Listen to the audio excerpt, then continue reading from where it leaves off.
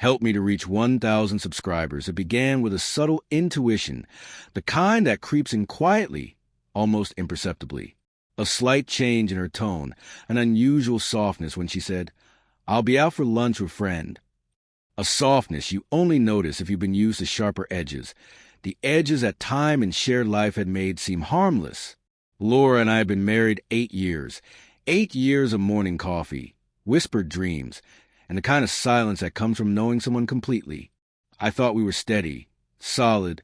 We had our disagreements, sure, but I chalked them up to everyday life. Everything changed the night I glimpsed a message on her phone, left carelessly on the couch. Can't stop thinking about today. The number was unfamiliar. When I asked, she laughed nervously. "It's nothing, just a group chat. You know how girls are." I nodded, but inside, unease settled deep. Lying in bed that night, staring at the ceiling, I knew something wasn't right. Weeks passed. Lunches became more frequent. Excuses thinner, vaguer. Eventually, I couldn't ignore it any longer. One afternoon, I took her phone when it was unattended. The messages I found weren't casual. They were intimate, explicit. Her friend Eric wasn't just a friend. Their bond was emotional and physical. Nausea and anger hit me all at once, along with humiliation. The woman I loved, my Laura, was having an affair, and it wasn't fleeting. For a week, I carried it silently, weighing my options, confrontation, leaving, pleading for explanations. None felt right. Instead, I planned. Methodically, I dug through social media, discovered Eric was a colleague, a married man with a wife named Christine and 2 young children. Sympathy flickered briefly, but it didn't stop me.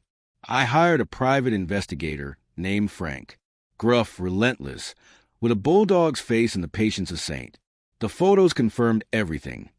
Them leaving hotels together, brushing arms, laughing, even a kiss caught in a car. Undeniable evidence. I contacted Christine. My message was simple. "I think your husband is having an affair with my wife." Photos attached. "I'm sorry to be the bearer of this news." Her reply was short. "Thank you for telling me." Once Christine knew, things escalated beyond my control, but I had one final move. I invited Laura to lunch. "Just the 2 of us," I said, smiling. She seemed pleased, unsuspecting. The table was set perfectly, a white cloth, our finest silverware, 2 glasses of wine. The centerpiece, however, was a manila envelope containing every shred of proof Frank had collected. She entered smiling, cheeks flushed. The smile vanished as her eyes caught the envelope. Hesitant, shaky, I gestured for her to sit. Slowly, reluctantly, she complied. I slid the envelope across the table. She froze, then began sifting through the contents. "I can explain," she stammered. "Explain what?" I asked, calm but cutting. "Months of lies. Sneaking around with a married man. Treating our marriage like it meant nothing." Her tears came, her apology soft, hollow. I let her sit in it.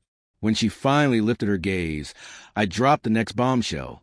"I've spoken Christine." Her horror was immediate. "You what?"